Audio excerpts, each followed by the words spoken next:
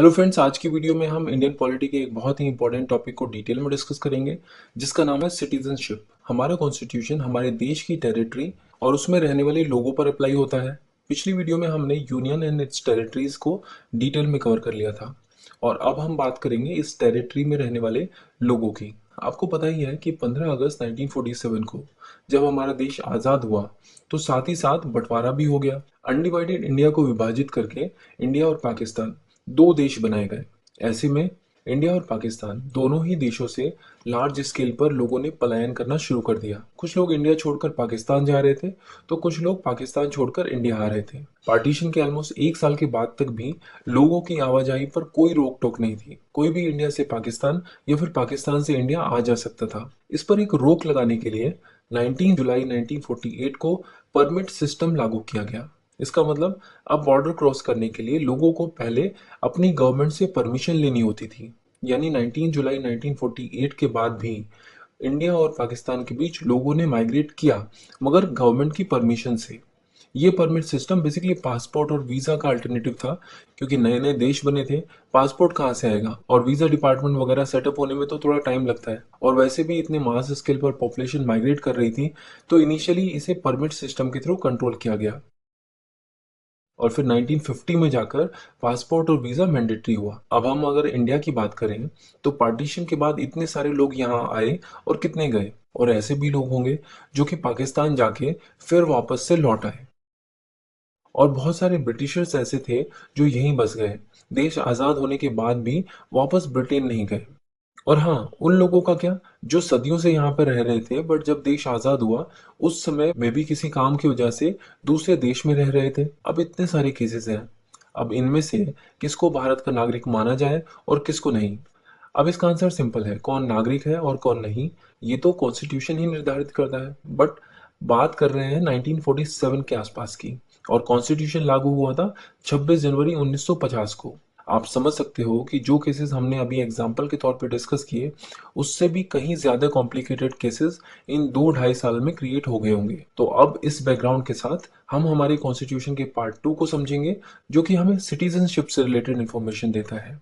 Part 2 में कुल मिलाकर 7 आर्टिकल्स हैं, आर्टिकल 5 से आर्टिकल 11 तक। आर्टिकल 5 से आर्टिकल 8 हमें ये बताते हैं कि 26 जनवरी 1950 को, यानी वो दिन जिस दिन कॉन्स्टिट्यूशन लागू हुआ, उस दिन किस आधार पर यह डिसाइड किया गया कि कौन नागरिक है और कौन नहीं। इसके बाद आर्टिकल 9 ये कहता है कि कोई भी भारत का नागरिक किसी दूसरे देश की नागरिकता स्वीकार कर लेता है तो ऑटोमेटिकली उसकी भारत की नागरिकता खत्म हो जाएगी। यानी आर्टिकल 9 में हमें लॉस ऑफ सिटीजनशिप और सिंगल सिटीजनशिप से रिलेटेड डिटेल्स मिलती हैं। इसके अलावा आर्टिकल 10 और आर्टिकल 11 भारत के पार्लियामेंट को पावर देता है कि वो सिटीजनशिप से रिलेटेड कानून बना सके। आर्टिकल 5 से आर्टिकल 8 को समझने का तरीका ये है कि सबसे पहले हमें ये देखना होगा कि ये पर्टिकुलर आर्टिकल किस पर अप्लाई हो सकता है, और उसके बाद उस पर्टिकुलर आर्टिकल की कुछ कंडीशंस होंगी जिसके बेस पर यह तय होगा कि ये आर्टिकल जिस इंसान पर अप्लाई हो रहा है, क्या 26 जनवरी 1950 को उसे नागरिक माना जा सकता है या नहीं। फॉर एग्जाम्पल, आर्टिकल 5 उन लोगों के लिए है जिनका डोमिसाइल इंडिया है। आर्टिकल 6 उन लोगों के लिए है जो पाकिस्तान से इंडिया है और उनकी 3 जनरेशन्स में से एटलीस्ट कोई तो इंडिया में पैदा हुआ हो।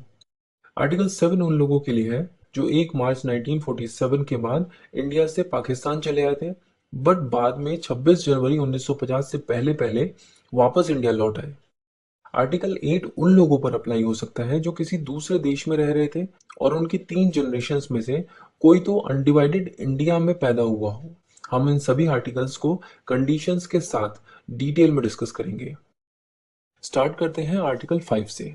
आर्टिकल 5 उन लोगों के लिए है जिनका डोमिसाइल इंडिया है। डोमिसाइल का सीधा मतलब ये है कि अगर कोई इंसान इंडिया में रहता है और इंडिया को ही अपना परमानेंट घर मानता है तो उसका डोमिसाइल इंडिया होगा। इसका मतलब ये कि हम यहाँ पर उन लोगों की बात कर रहे हैं जिन्होंने पार्टीशन के बावजूद कभी इंडिया छोड़कर पाकिस्तान जाने के बारे में नहीं सोचा होगा। तो हमें ये तो क्लियर हो गया कि आर्टिकल 5 किन लोगों पर अप्लाई होता है। बट क्या हमारा कॉन्स्टिट्यूशन उन सभी लोगों को भारत का नागरिक मानता है जो इंडिया में रहते थे और जिन्होंने कभी माइग्रेट करने के बारे में सोचा नहीं? जी नहीं। इससे तो बस इतना ही साबित होता है कि ऐसे लोगों पर आर्टिकल 5 अप्लाई हो सकता है। बट आर्टिकल 5 में 3 कंडीशंस है। जो इंसान आर्टिकल 5 के दायरे में आता है उसे कॉन्स्टिट्यूशन के कमेंसमेंट के वक्त भारत का नागरिक बनने के लिए इन 3 में से किसी एक कंडीशन को फुलफिल करना जरूरी है। या तो उसका जन्म इंडिया में हुआ हो, या फिर उसके मम्मी या पापा में से कोई तो इंडिया में पैदा हुआ हो, और अगर ऐसा भी नहीं है तो एटलीस्ट कॉन्स्टिट्यूशन जब लागू हुआ 26 जनवरी 1950 तक, तब तक इंडिया में उसे रहते हुए एटलीस्ट 5 साल हो चुके होने चाहिए थे।